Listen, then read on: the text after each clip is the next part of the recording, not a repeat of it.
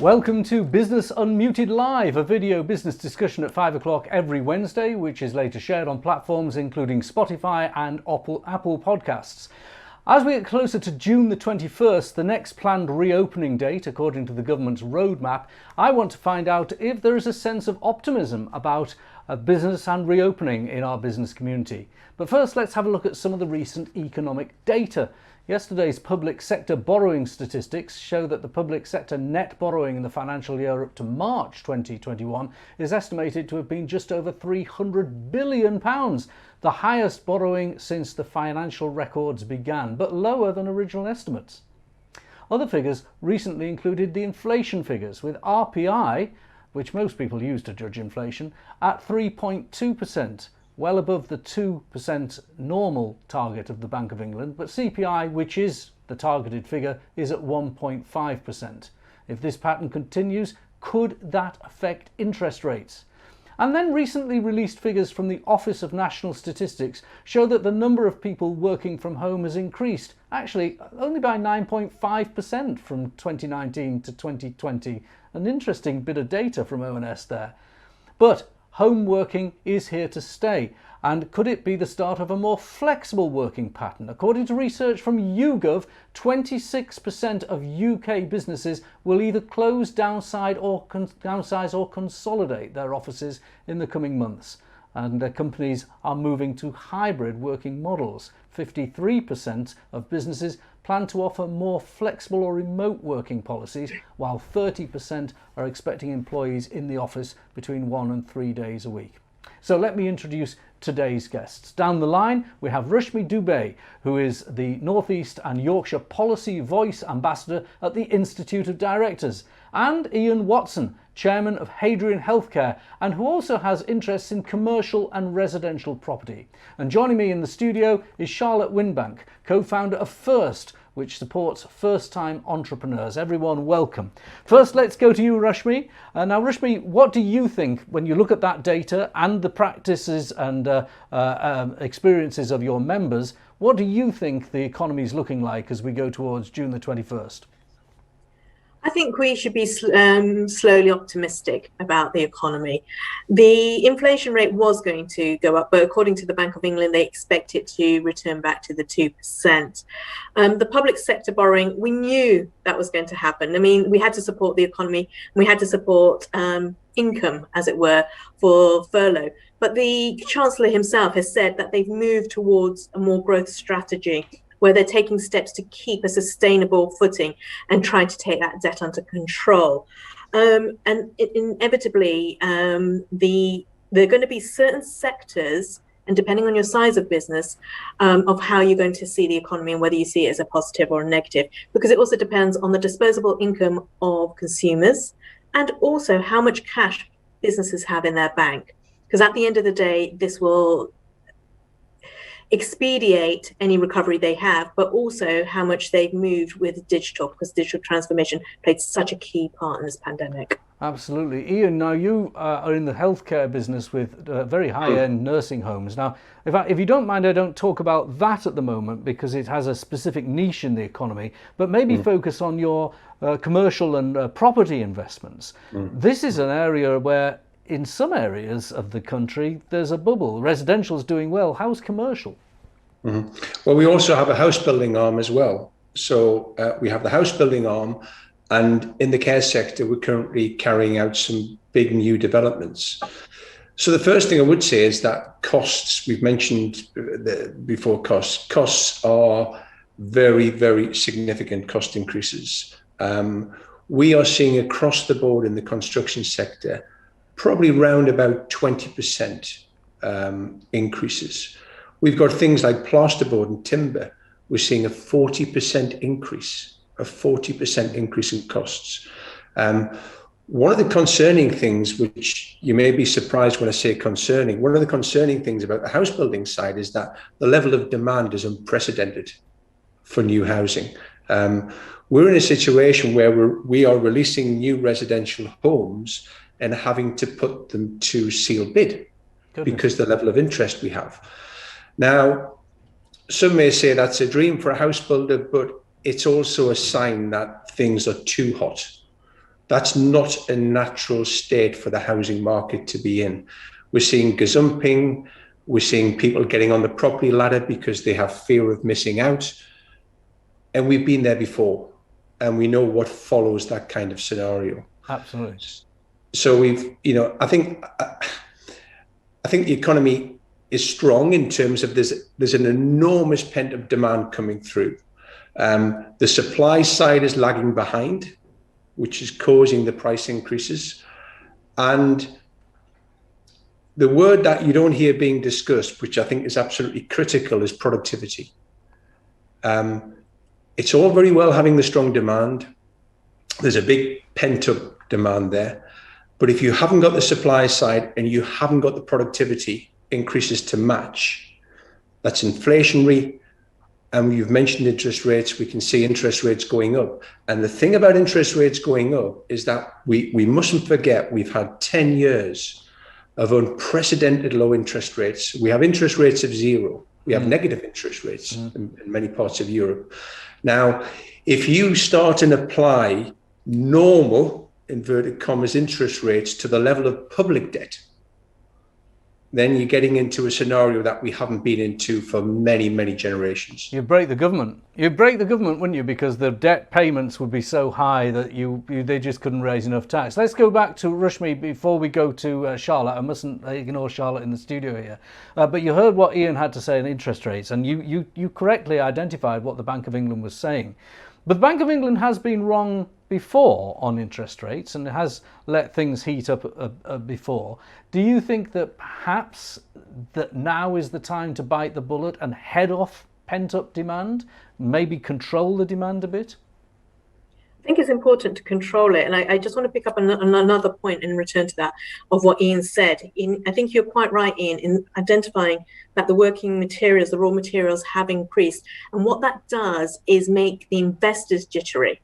So if you start losing investors, and then we do see an increase in interest rates, and again, you're right, Ian, to say that the interest rates have been low. So a likely hike shouldn't be seen as something detrimental, but we need to control it. So there has to be controlled growth because there is significant borrowing from everybody. And if people can't repay the borrowing, you're going to end up with a society that has a number of issues, not just of closing of businesses, but you're going to talk about community welfare problems as well. This is a good time to, sorry, Ian, I'm going to bring Charlotte in because Charlotte, your cohort of users of First, your business, tend to be first-time entrepreneurs, quite often younger people. Now, during this pandemic, a lot of younger people were hit very hard, and it seems to me that a lot of them decided they were going to take matters into their own hands and start a business.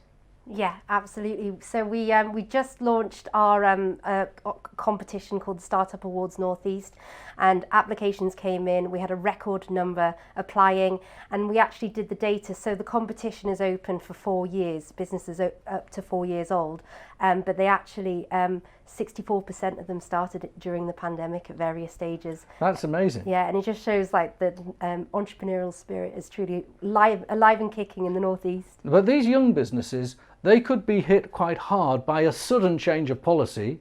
And also, in a way, it's a very benign environment, if Ian and Rashmi are right, to start a business. So anything that changes it later is a threat to them, isn't it? Not that you want to knock their optimism, but they've got a plan for that.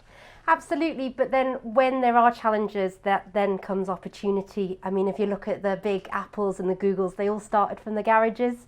So it's almost like, it's almost a natural progression for a startup to start working from home first and then look to get an office in the future. So I think it works. And they are a productivity stimulant in the economy because they're doing things in different ways, they're doing things in their own time. And I think we should pick up on Ian's point on productivity because it's something that is an under-measured and under-targeted measure of our economy, isn't it?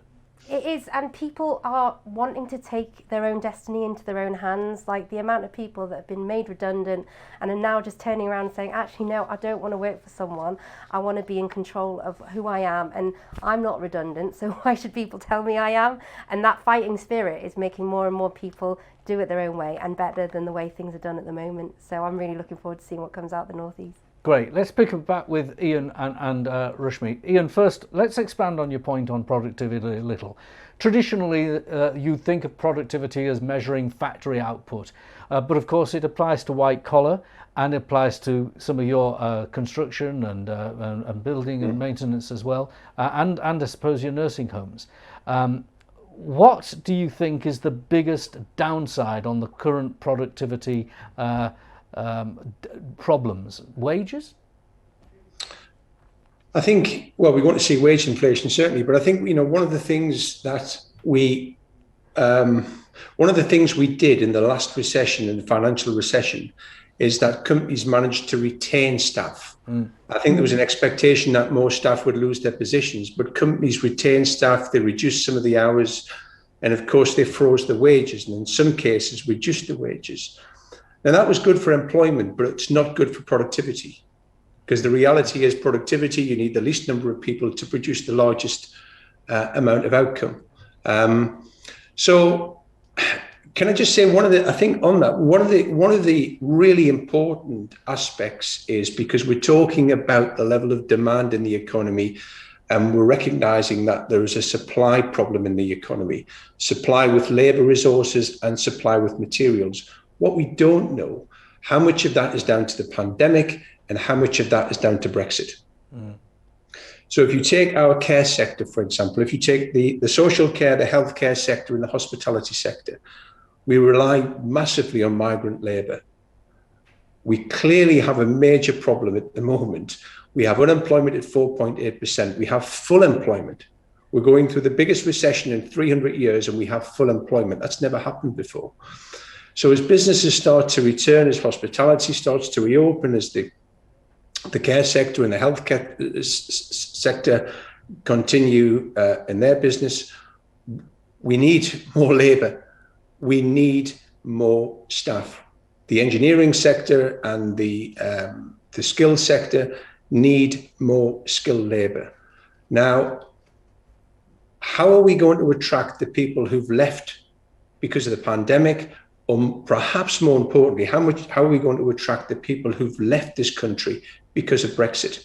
Okay. We're already in a situation where we're actually seeing in the hospitality sector, companies offering golden hellos to existing staff to bring in new staff, recommending a friend. Yeah. Because there's such an acute shortage of labour. So I mean, pre-pandemic, the Brexit, I'm coming to you definitely, Rashmi, on this, but pre-pandemic, the Brexit issue, if you were a supporter of Brexit in, I don't know, a working town like Hartlepool, which just changed its political allegiances, you were wanting employers like you, Ian, to level up the wages, and that the issue was about wages, wasn't it? So now it's happening, presumably. Rashmi, let's bring Rashmi in, because I know she's dying to say something on this point. It was only because Ian's picked up on a really, really important point, and I think this is really specifically also needs to be addressed to the north, and that is skills. Okay, it's the skills. It's not just the shortage of skills. It's also the training. So we have youngsters. Oh, I say youngsters, but we have the next generations coming through, but they're not being adequately trained in the right skills in their education system. And also there has to be retraining of people where their jobs have become redundant because of machine learning or artificial intelligence. And there's no investment from the government or local authorities in this area for that. And that is just critical. Every business that I've spoken to where they have lost supply of labour, it's just difficult. They can't grow to the full potential they want to and create the productivity that is required because of lack of skills. Is that true? There's no investment. I've just received £3,000 bonus for taking on an apprentice. So there is some investment, isn't there? The problem is you can't necessarily get the individuals to train. Yeah, we have, as I said, we have unemployment of 4.8%. We don't have a pool of people looking for work at the moment. I think that's probably, I think if you got 100 businessmen together, I mean, Rashmi would know this better than me, but I think if you get 100 businessmen together from all various sectors and ask them what is their main concern going forward, the biggest common denominator, I think, would be skills, labour and skills. I think in all sectors, in the skills sector, in the social care, the hospitality sector, it is a big problem. So when I speak to business men and women, they do say that it is skills that is predominantly lacking. And it's not that people don't want the jobs, they just don't have the skills. Yeah. And I know you mentioned the apprentice, but that scheme is good for one level, but there's time and investment that is required in training. What we're talking about as well is just immediately hiring somebody who have the relevant skills and can start on day one. No, you're absolutely right, Rashmi, and I know the IOD is taking a particularly strong stance on this and getting the skills brushed up, and on day one, it's what we want. Of course, it is true that in business we have got to play our part as well, and that sometimes means bringing an unskilled younger person in and gritting your teeth and accepting you've got to play your role in training them. But it's tough to get everything you want at once. Can I just pick up on a point? Yes. That you mentioned in the studio, and that was talking about the startups and how are they going to be challenged by the interest rates. And with any strategy, whether you're established or not, there is a fear at the moment that we'll be working in silos in terms of our strategy, and we really need to keep an open mind on how we move our companies forward, because things that we should really factor in there are the virus's variants and how that still might affect us, because we are nowhere near out of this pandemic yet. No, every time we start to consider what's going to happen, there's another variant popping up. Let's just go to Charlotte and give a last word to you before we close with our guests down the line. Your cohort of people, this enthusiastic group of first-time entrepreneurs, you've heard the debate about skills, you've heard the debate about productivity, inflation, all these other things, but they are at the front line taking a risk. How do we keep people in mind to do that? Because they are going to be the employers of tomorrow, aren't they?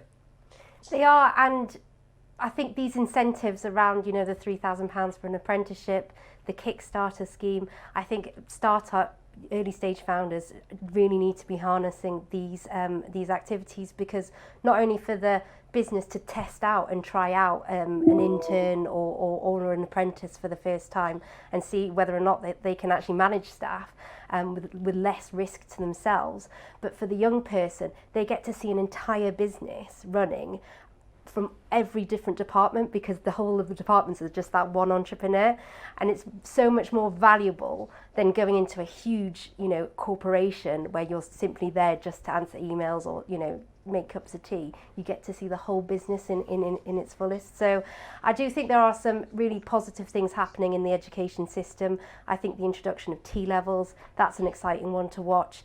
And we can't, as much as we put the blame on education, colleges have been thwarted by cuts for the last 20 years, and now public spending is actually directed to skills, and I think we're going to be seeing some really exciting opportunities for our young people and for businesses. Charlotte, that's great. Before we leave it though, I want to just ask Ian and Rashmi about one other thing which I put on the slides at the beginning, and that is patterns of work. Now Ian, you've got commercial property as well as residential. We talked about residential. How do you see future office use? And Rashmi, you come in and tell us how you see future patterns of workplace involvement. First of all, Ian. Well, I've got a strong interest in this because we just started a major new investment in Newcastle city centre. We're taking a building in the city centre and converting it into new office space, which people find quite a challenging thing to do at the moment. But we're creating what we think is the 21st century office space. So Gone has a single floor plate with desk after desk. We're creating collaboration space for people. We're creating the kind of environment that the average worker will say, well, if I'm having a couple of days at home, I'm really looking forward to spending 3 days in the office as well.